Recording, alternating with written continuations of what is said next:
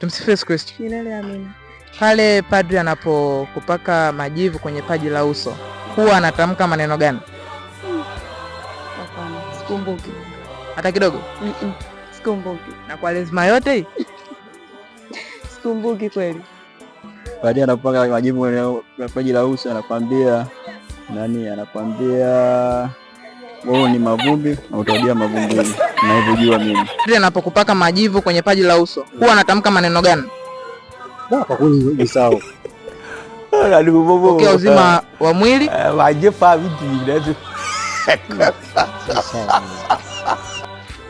Tumsifu Yesu Kristo. Milele amina.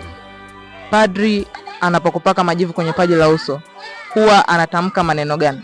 Tubuni na kuiamini Injili. Asante sana. Uwe na Kwaresma njema. Asante na kwenu pia.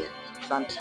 Padri anaponipaka majivu kwenye paji la uso anasema tubuni na kuiamini Injili.